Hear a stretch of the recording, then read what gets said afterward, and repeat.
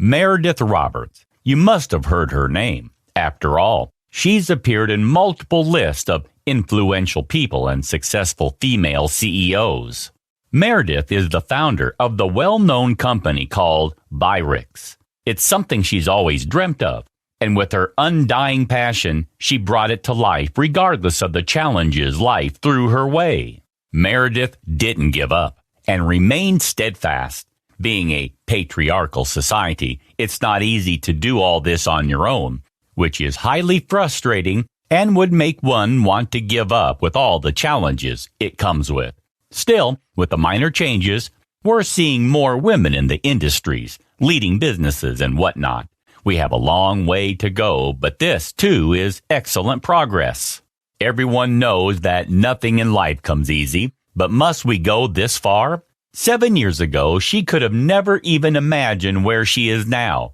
The number of struggles she had to go through to get approvals, the harsh feedback from potential investors, the rejection, and the endless breakdowns. It was enough to crush her.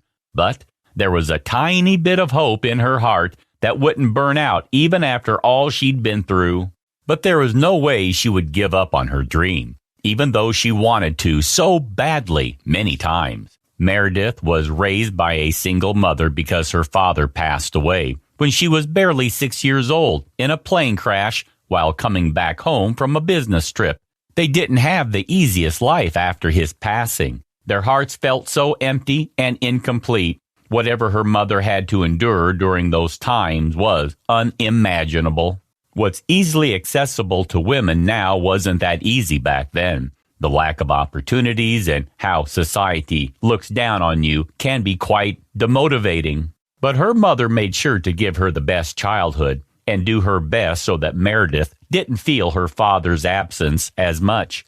She provided her with everything and always supported Meredith's ideas and goals. She was her biggest support system, her inspiration. So thinking of her mother during those challenging times ignited that determination again. She was going to make her mother proud by following in her footsteps and not giving up regardless of what happened. With thick skin, Meredith tried again, and at last she finally succeeded and found an investor that understood them and their vision and saw the unbelievable potential in them, which, quite frankly, many didn't understand because their ideas were future-oriented. Still, now the same people want to have partnerships with her company. Going back to that day when she met the love of her life, Jonathan Wallace, a young and handsome history professor at Eastwood College who looked like everybody would be in love with him. Meredith and her teammates visited different institutions to invite them to their inauguration final competition, as the inspiring youth would be interested in contributing their ideas for the well-being of society or just to help their dreams come to life. If not, they could come for support and maybe get some sort of exposure through this. So if they're interested in the future, they'd have an idea of how it works.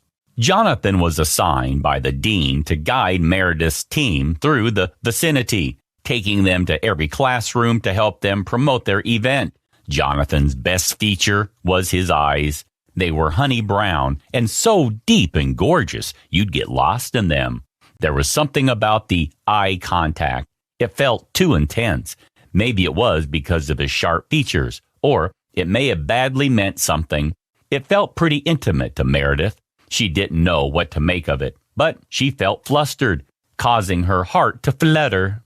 The way he spoke, too. She'd get lost in daydreaming, but had to snap out of it because this was an important event to her.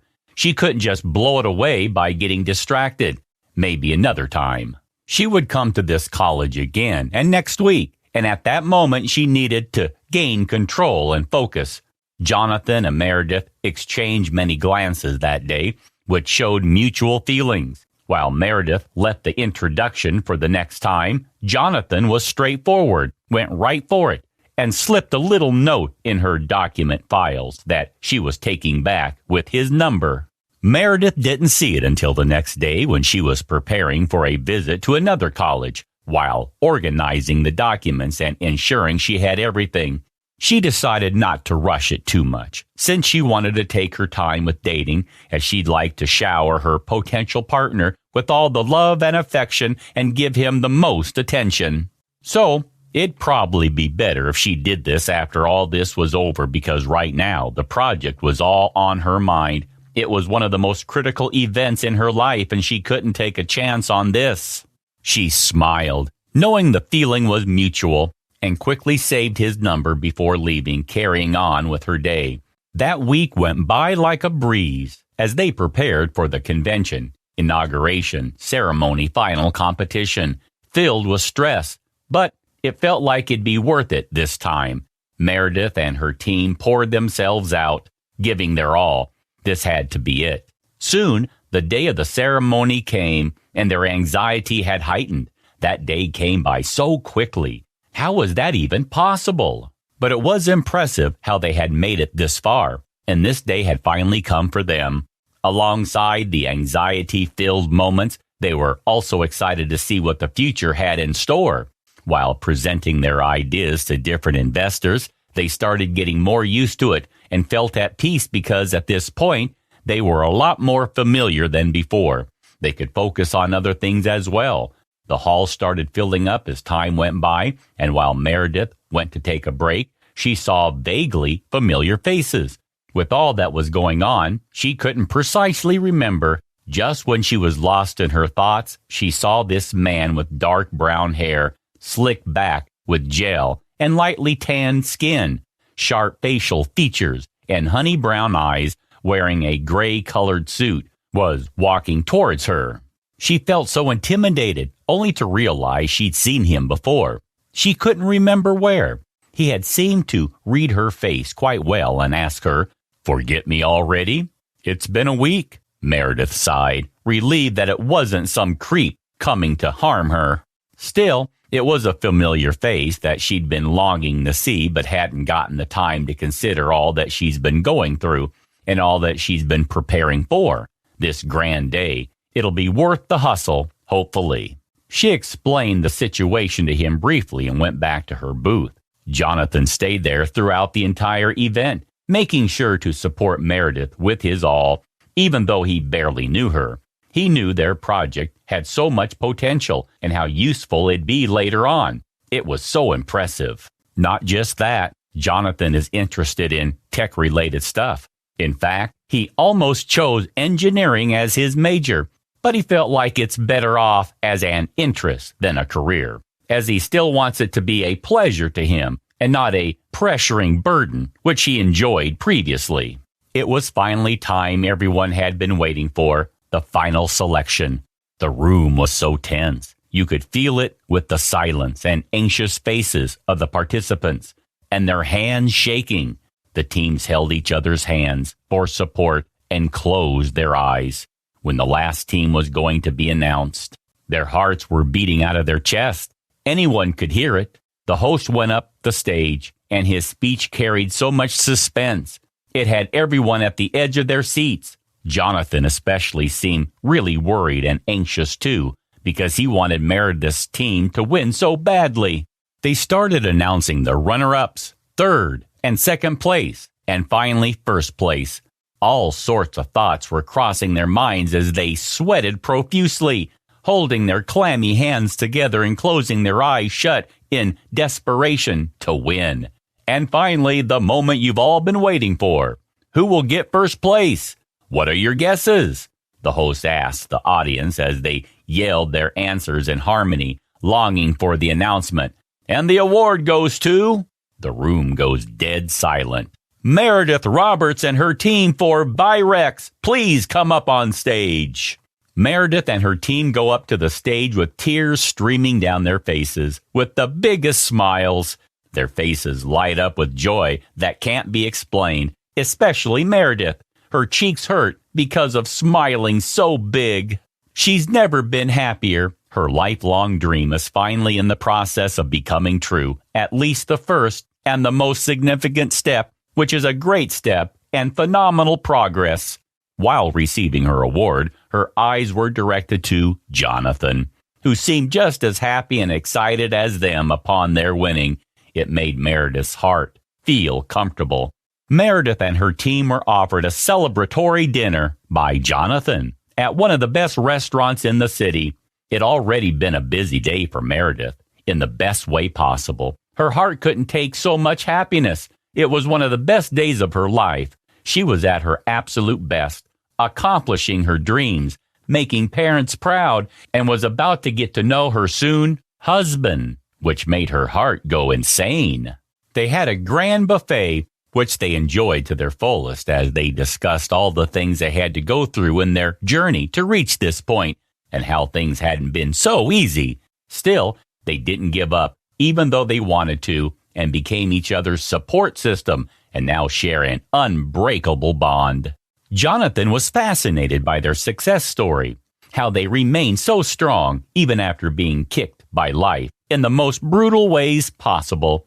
It was getting too late, and the team members were beyond exhausted, especially Meredith. They left before they'd missed the bus. Everyone except her. She stayed back with Jonathan and decided to get celebratory drinks. It was also an excellent opportunity to get to know each other and get a deeper insight into each other's motivations, goals, and more. They didn't get too drunk where they do things they could have regretted, but a mild drunk with slurred speech and flushed cheeks. In Meredith's case, she had a pretty low tolerance. Meanwhile, Jonathan didn't seem even a bit drunk, even though he reeked of alcohol. When the night was over, Meredith wasn't in the condition to go home on her own, so Jonathan decided to take her home safely in his car. It was honestly impressive that he could understand her address, even with the slurred speech. And pretty soon, he took her to her apartment, got the keys from her purse before entering, tucking her into bed, and left. The following day, Meredith woke up to a few sticky notes in her house, which were odd because her roommate's been out of town, so she lives alone. Who could it have been? It led her to the kitchen with hangover medicine and hangover soup. She needed to warm up. She opened her phone to Jonathan's missed calls and texts that he dropped off the hangover necessities at her place. Hold up. Hangover? Was I drunk last night? Did I do something I'd regret? Why is he suddenly being nice? I barely know him. All these thoughts started racing in her head, but this train of thought was interrupted by another phone call, which she picked up and heard, "You finally woke up. What took you so long?" Jonathan chuckled. "I left some things for you that would help you get rid of your hangover. Make sure to warm up the soup." Meredith replied, "Understood," with the way you put up the sticky notes telling me. "Why'd you call then?" "To hear your voice," came the reply. It was only 11 a.m. and Meredith was being so soft for a guy she hadn't met adequately. How could he be making her heart race already? Fast forward, they started on dates more often. Their love for each other grew more and more passionate, from having library dates where Jonathan would geek about history to attending each related events together, going to gaming cafes, biking around the city, and having little picnics every once in a while, to that thing becoming their little escape from the burdens of everyday life and all the struggles. They were each other's safe space, each other's home. After all, a home can be found in a person too. 1 year later, on the same date, they met for the first time at the university where Meredith was promoting the ceremonial event with her team. Jonathan decided to propose to her at their spot where they always have their picnics by the river after they finish biking around the city, where they'd seen each other's best and worst days. And that place holds a lot of significance for them, while for others, it looked like it was just another ordinary proposal. But it's not them that's getting married. Meredith did not see that coming at all, even though she wasn't necessarily the obvious type, but she didn't see it coming.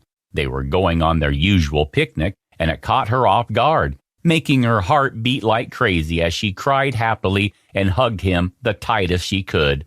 Life had been going her way, from achieving her lifelong goals to now being engaged to the love of her life. Could it get any better? It's crazy how all that was 7 years ago. Looking back at their favorite moments, it was the first glimpse for Meredith because Jonathan's reaction had her in shambles. Maybe it is worth it to include that in ceremonies because it makes it all so unique and heartfelt, putting you in all the feelings, reminding you how you're about to have one of the most critical events in your life, getting married to someone you've loved unconditionally and endlessly. He shed tears of joy, being in awe at how stunning his soon-to-be wife is. For Jonathan, it'd have to be the vows. It didn't only have both of them crying, but everyone else, too. They were written so beautifully. Another one of their favorite moments from the wedding has to be the dance. It started the way they practiced. They were so graceful, but gradually it got more and more chaotic, making it one of the best memories that'll last a lifetime. Who cares about perfection anyway? What's important is that they had the time of their lives. It's been 4 years since they've been married. They had a 3-year-old daughter named Annie, whom they loved and adored more than their hearts could contain. There's nothing they wouldn't do for her. She's genuinely their everything, their entire soul. Meanwhile, Meredith's company had been flourishing, doing better than ever. With her burning passion and the unconditional support from her loved ones, especially her husband, her support system, she'd come a long way, having it become one of the most popular tech companies nationwide. Meredith appeared on various covers of magazines due to her massive influence in the tech industry and being an inspiration for so many young women, motivating them to chase their dreams just like she did and being steadfast throughout, even though they'd face moments that would knock them down and would make them want to give up. Still, they have to pick themselves up.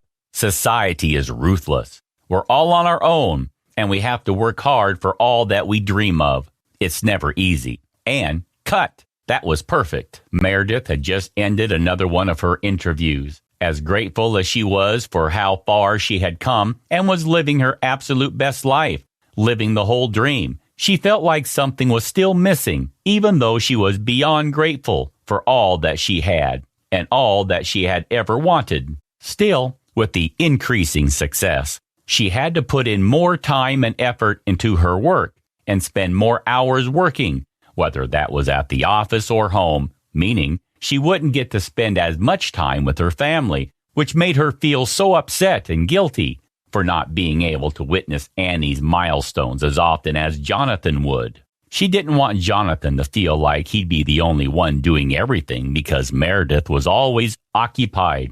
So to avoid the guilt of being in the house and unable to spend time with her family, even though her heart ached, she'd stay at the office to finish up and come home late.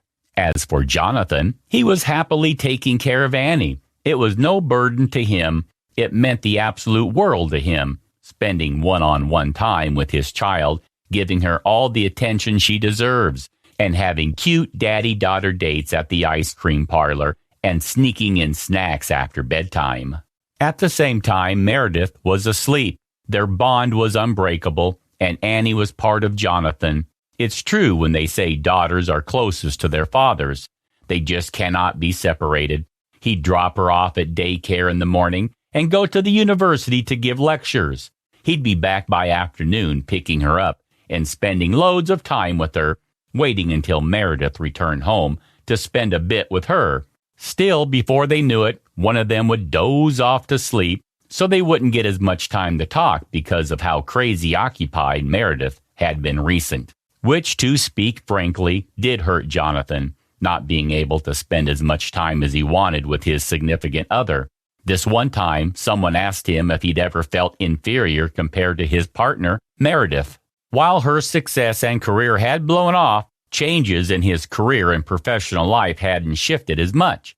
It didn't affect him that much, though, because he was content with doing whatever he was doing. He didn't need to be doing something to feel like the only breadwinner. It's a contemporary society, after all, and Jonathan was a respectful man who was a feminist and was all about women empowerment. Society would probably perceive him as a metrosexual male who seemed to have effeminate features compared to the standard idea of a man. That kind of male would be caring, emotional, doing chores, and having a 50-50 in everything. Annie and Jonathan's daddy-daughter dates have now expanded to attending dance classes together, which he was recommended by one of the mothers.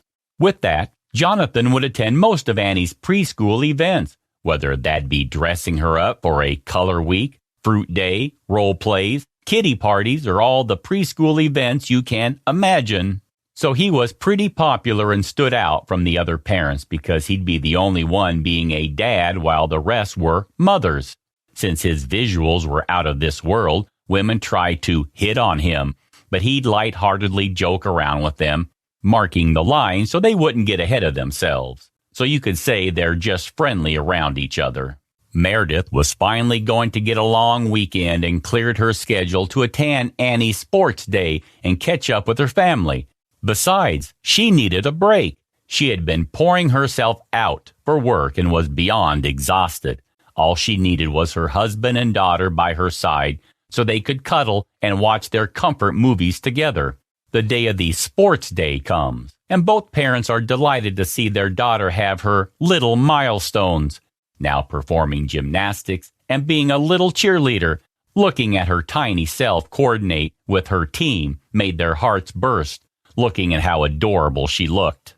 A woman sitting beside her seemed to be commenting a lot on Annie's performance too, which was a little odd. Not that there was anything about Annie's performance, but every time Jonathan would cheer for her, she would too, as if she was trying to impress him. Maybe Meredith was putting too much thought into it. It's been ages since she's attended a school event like this, but this woman didn't give her the best vibes. To add to her micro-suspicion, Jonathan wasn't engaging in much of a conversation with Meredith either. He didn't seem to be interested, and there'd only be small talk, making it awkward and making the other one not want to continue the conversation. Meredith tried to brush it off, maybe because it had been a while since they even talked, so she'd understand where Jonathan would be coming from and why he'd be acting this way. The next day, Meredith woke up alone in their bed, having no sign of Jonathan or Annie. Then she saw her text messages where Jonathan said they'd be back from the dance class by 3 p.m. She got ready, cleaned up the house, and decided to surprise them with a meal for them to come back home to. She wasn't the best at cooking, but she mastered the art of making the best pasta. She tried making it a super fancy course meal for all of them and made a coffee for Jonathan and a banana ice cream milkshake for Annie. Doing this made her feel so happy. The guilt was slowly washing away. There was a long way to go, but she was starting to make up for the missed times. She waited and waited, but there was still no sign of them. Time seemed frozen. It wouldn't pass by at all. Meredith isn't used to having her life slow. She's adjusted to the hustle and bustle of the office and barely taking breaks ever. It was nice to do this every once in a while. Jonathan returned exhausted while picking up Annie, asleep on his shoulder, beyond exhausted from the class. When Meredith asked him to wake her up and both of them to come to the dinner table to have lunch, he told her that they had already grabbed McDonald's on their way home. He then glanced at all the effort she'd put in and asked, "You made this? You should have told me, so I wouldn't have stopped at the McDonald's drive-thru." Jonathan made a frowny face, to which Meredith replied, letting out a sigh, "I wanted to surprise you both and start making up for the times I haven't been able to spend time with you as much." She sniffled and continued, "It's okay. The food can be warmed up and eaten later. What matters is that we're both here. We'll get to spend time together," she said as she forced herself to smile, holding back her tears. Jonathan and Meredith tried to watch a movie together, a movie they both chose, but again, Jonathan seemed to be lost in a sea of his thoughts, distracted, not focusing much on the film. Soon his phone started blowing up with notifications. Just when the movie was at its climax, he wasn't paying much attention and texting whoever that person was, and smiling and giggling so subtle every once in a while that Meredith wouldn't be able to notice. Still, she did. She kept it discreet and didn't let her emotions flow and jump to conclusions that quickly. She shifted her focus back to the movie because, unlike him, she'd been waiting for the longest time to watch this movie. and she rarely ever gets free days, so she kept her calm and didn't want to ruin this for herself. She knew something was going on, but didn't have the mental space or energy to deal with it yet. So she continued watching the movie. Even when Jonathan left to go to the bathroom and left his phone on the couch, she didn't bother. It had continuous notifications going off. The next day was kind of better. They went to the beach together as a family and had a good time. Annie did bring them both together in the best ways, even though that shouldn't be the case because, in the end, it's the child going through tough times because the parents think of having a child a solution to saving their marriage or keeping the marriage going just for the sake of the child while being toxic to each other, which makes the atmosphere incredibly suffocating for almost every member. It's doing no good to anyone. After spending the entire day at the beach, watching the sunset and returning home after an extremely long day, they went home, showered, and then passed out at 8:30 p.m. Meredith woke up in the middle of the night at 2 a.m. with her throat itchy and dry. She searched for her glasses to see, only to find that Jonathan's side of the bed was empty. Where could he be? She went to get some water for herself and see where Jonathan was. She heard a faint voice which led her to the guest bathroom. She had enough straining herself from being the nice one. Even though she'd had her lows, she had the right to know what her husband was doing. What was the point if he wasn't faithful in this relationship? Why did she have to bear with this? Besides that, not only did this affect her alone, but also their daughter. Whatever she would be going through would only be understood by her. And for the family to be broken at this early age, how would this impact her? She had to know. She leaned her ear against the bathroom door and started eavesdropping on the phone conversation Jonathan was having with this unknown person. She could hear a faint voice of a lady talking to him sweetly and then having this question about meeting on Saturday at the coffee shop and mentioning their reuniting at the preschool event. So the woman she was suspicious about, it was her? Her gut had been telling her what was wrong this whole time, and she kept herself in denial. She didn't know how to deal with this information. She went back to bed after gulping down a bottle of water and then crying her eyes out till her pillowcase was soaked. Pulling the blanket over her head, she tried to fall asleep. How could this have happened? Wasn't this fated love? What happened to their beautiful connection? Was she that bad that he didn't want her anymore? She had endless questions, and her heart ached physically with words that couldn't be put into words. The love of her life for 10 years had failed her? How could this be?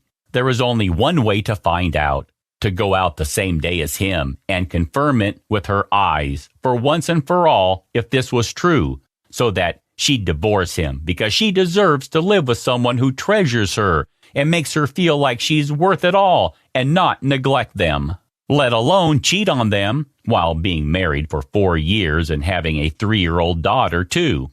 Is it that unserious? Did they never mean anything to him in the first place?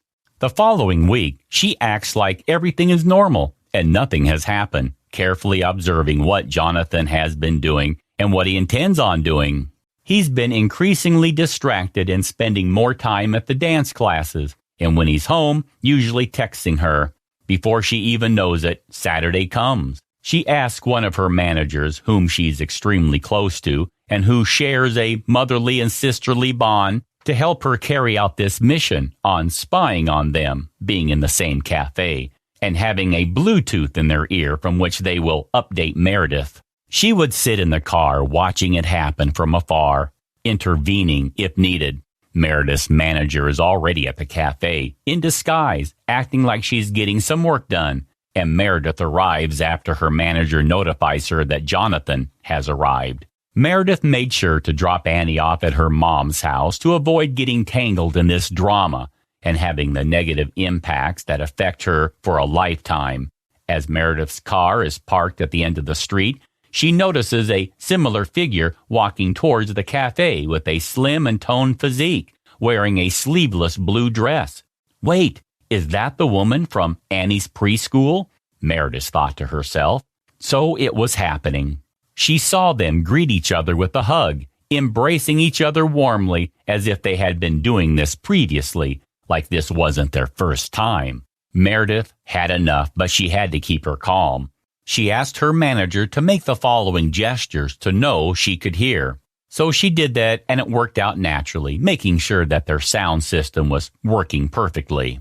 The manager kept Meredith up to date with whatever was happening and whatever they were talking about. What happened next made her burst into the cafe yelling as she saw both of them leaning towards each other for a kiss, and she couldn't hold it in anymore. She burst inside the restaurant, catching them both red-handed and now confronting them. "How far have both of you gone already, huh? How long has this been going on for? Quit staring at me and answer me," Meredith yelled furiously, gaining attention. Jonathan started questioning her, adding fuel to the fire. "How did you get to know?" with a glint in his eyes. "Is that what you should be concerned about right now? I ask you first. And you, Miss Nanya, do you have no shame at all? Do you not know you're being a homewrecker? I thought women were all about empowering each other and not being snakes and stabbing each other in the back. Shouldn't even have expected the bare minimum from you." "Meredith, language! Watch how you're talking to her. She didn't do anything." Jonathan exploded with anger.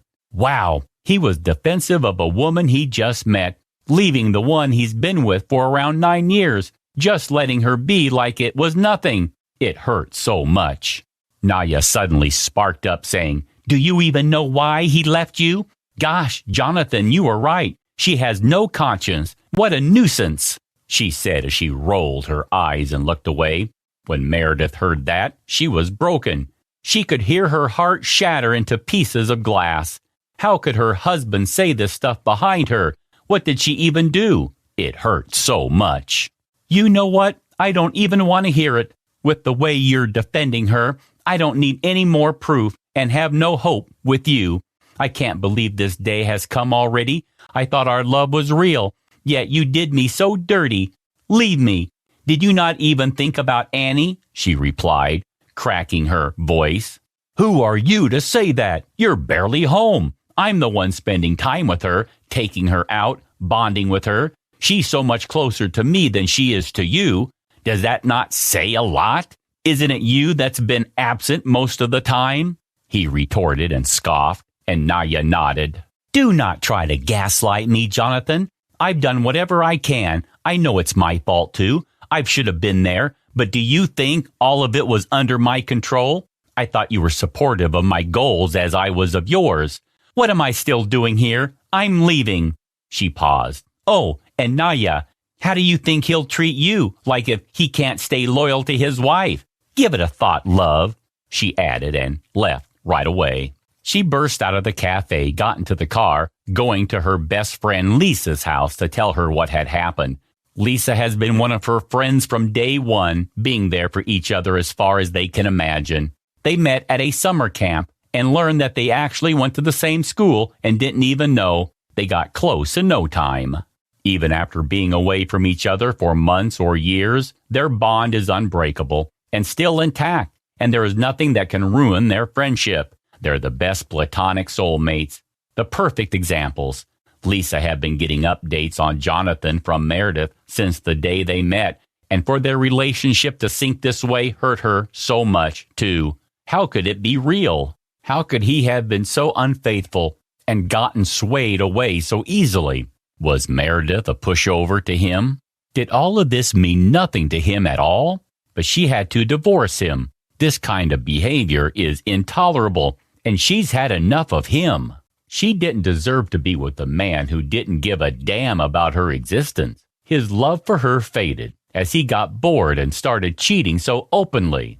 As this was Meredith's property, she was going to kick him out soon. So for starters, she moved his belongings to the guest room because she couldn't just kick him out right away. But she notified him and gave him the silent treatment and had to keep some sort of peace for Annie's sake. In the process of getting the divorce papers, Jonathan kept trying to go back to her, begging him to take him back and not go this far, apologizing on his knees and asking her forgiveness in all possible ways. Still, Meredith was not going to put up with his bullshit anymore. So she decided to give him a chance by hearing him out. However, she was sure about the divorce. They could still meet as acquaintances rather than friends or partners because they obviously can't go back to what they used to be. The damage has been done, and the trust that took years to build was broken in moments. But first, Meredith needed a week to herself again to regain focus. Everything had come to a halt, but she had to put herself first. She can't just let her life fall apart like that and continue working like it was nothing. It had been one of the grayest weeks for her. She was left all alone in her apartment. She dropped Annie at her mother's house because what was going on between Jonathan and Meredith could impact her too much. She wanted her to avoid that for the time being because it was getting too intense, and she was at her absolute worst. This break made her rethink her life decisions. Wasn't this her passion and her aspirations that brought colors into her life? How did it shift to a person like that? Well, stuff happens, and our priorities change. That's okay. There are no rigid rules, and it's not like she lost her direction of work. It was just that she poured herself out so much she became almost numb, being in an exhausted state, that she lost the excitement her work used to give her, that keep her going, and also the bond with her family because she got too deep into doing her own thing.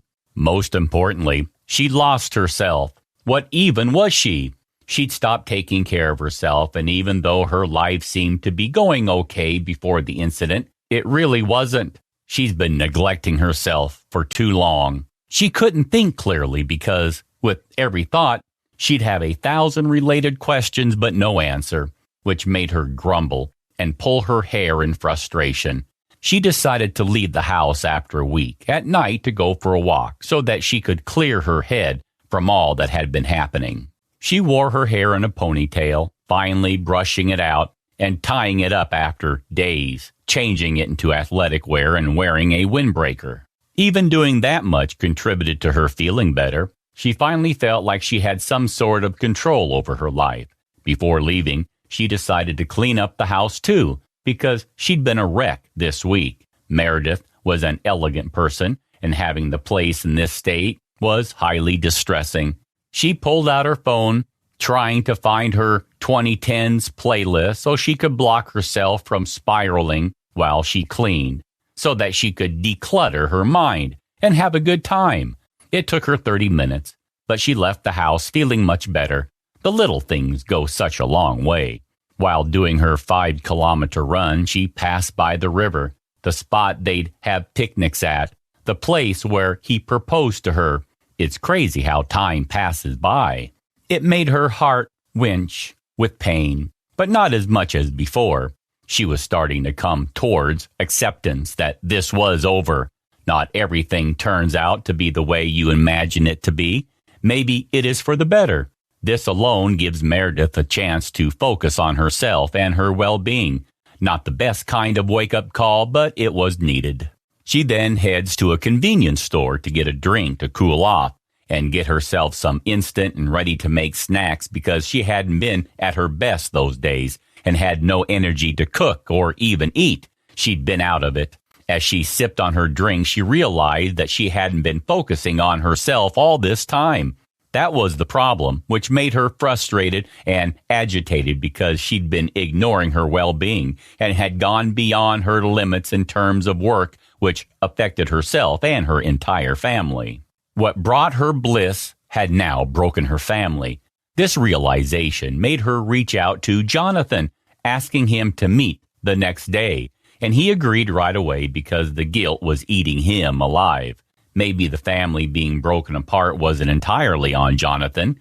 It was extremely wrong and unacceptable of him to do that, but Meredith unknowingly contributed to this too, not being able to be there for her family, barely getting to spend any time with them, losing their emotional connections that soon faded away. The following day, she met him at the coffee shop. It was awkward, and both couldn't talk after they had reflected, knowing they were at fault. Jonathan broke the silence, but sincerely apologized to Meredith, telling her how he became toxic by how society perceived him and how he started getting affected by the questions about him feeling inferior to his partner.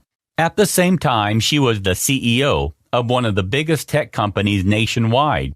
He was just an ordinary history professor at a community college. He hated to admit it, but did feel inferior.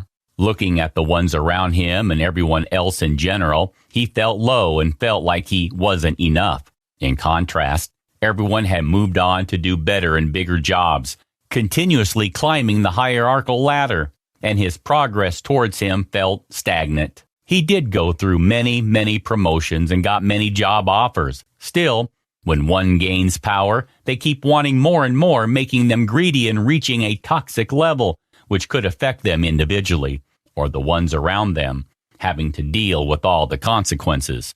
Listening to this, Meredith started tearing up. How is she doing okay? Why did she not check up on him? He suffered so much, and she didn't even know. It made her feel horrible. What kind of partner was she who didn't even check in with her husband to see if he was doing all right and needed her support? It shouldn't have gotten to that extent where it was visible that he was suffering.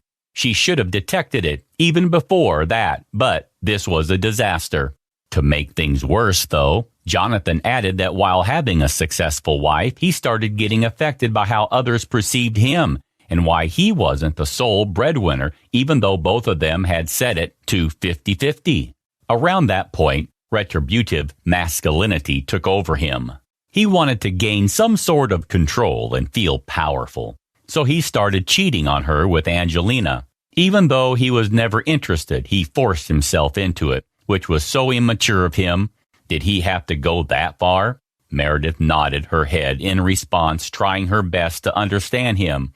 But it got worse when he revealed having a gambling addiction as something he did to distract himself and cope with all he was going through. Even though he didn't need to, he was doing all right with what he had. Still, gaining pleasure through gambling kept him driven and relapsed. He used to be a pathological gambler in his early 20s, and it was one of the things he looked forward to back then, during the darkest of his times. But luckily, he reconnected with one of his university friends with whom he used to be close, and he referred him to a trusted psychiatrist to help him overcome his addiction. As he was younger, he overcame his addiction easily, thankfully not having to depend on opiates as much. But when he relapsed, it got worse. He had stopped going to the college to teach. He'd miss lectures like it was nothing. He had bet so much money he started losing all that he had. Not even the university would support him at this point, as he'd been exhibiting non-serious behavior and ruined his perfect reputation. It was starting to add up why he did all those messed up things. But Meredith never imagined it could have gone this far. Meredith then gave him her side of the story, telling him that she was just as much his fault as he was for ruining the relationship, except for the cheating part. She'd done so much wrong and got greedy for success too, and kept on going, forgetting herself and her family, exerting herself to the point where she lost herself and all her relationships.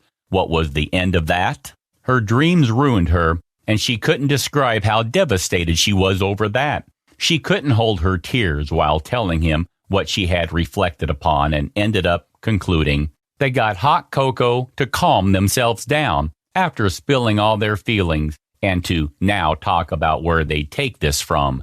That felt so relieving, to relieve all the emotional burdens and crying their hearts out, to now be sipping on their hot cocoa when fall was just around the corner. The nights had started being quieter, and the colors of the leaves were changing. Just like the seasons changing, Jonathan and Meredith were now entering another season, another chapter of their lives. They decided it was better off for them to stay as friends because even if their conflicts were intense, the level they connected on was just as fierce too. They were essential to each other and had lost their romantic feelings for each other and had to stay in contact. They'd be co-parenting Annie, and they didn't want her to feel messed up with her identity and have a troubled childhood where one of the parents was supposedly wrong, and they talked smack about each other. Annie was their everything, and they would do everything to give her the best life, whether separately or coming together to do it. They ended this chapter on good terms. They were both free. Meredith finally felt free. Once the divorce ended, her relief was unexplainable. Her shoulders felt so light as if years' worth of weight had been lifted off. All that was left now was how they would explain this to Annie. They had to be honest. After all, it was better than finding herself and then feeling betrayed later. Besides, they ended their relationship on good terms and were going to continue being friends because they wanted to create a good atmosphere for her as she grew up. But would that be enough? She decided to put her work on pause for a while, not entirely shut it down, but maintaining whatever they had come up with and not taking or coming up with any new projects or deals, as she'd be going on a hiatus, as much as this hurt her to do. After her divorce with Jonathan, she had learned it's important to do things that are essential for you, even if it makes you feel uneasy at first. In the long run, it's much better for herself as she has a lot to focus on and for her to set her priorities straight. In recent years, her work has done her just as bad as good. She couldn't run 800 hours on her remaining ounces of fuel anymore, and those days were over. She had to gain herself back. Fast forward, Meredith was a lot more active in Annie's life, attending all her school events, winning all the best awards and matching outfits with her. Their bond was starting to develop, and she was growing close to her mother. It was so heartwarming to see. Meredith treasured these moments so much. She was slow, but she was trying her best. Meredith had started getting into yoga and Pilates to help her have peace of mind and moments where she'd need to slow down. Not only was doing this good for her slowing down and taking a break in life, but it also boosted her happy chemicals of endorphins and benefited her physically. It had become her happy place. Alongside that, she'd gotten into baking as well.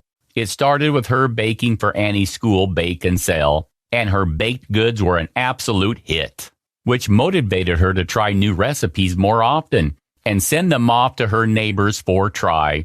Soon enough, she started a little bakery. Here, she was doing something that she could have never imagined doing, something contrasting with her interest. But people change. She was having the time of her life, taking things step by step, deep into this new chapter of her life. Nothing ever comes easy, and usually doesn't end as we imagine, and that's not necessarily a bad thing.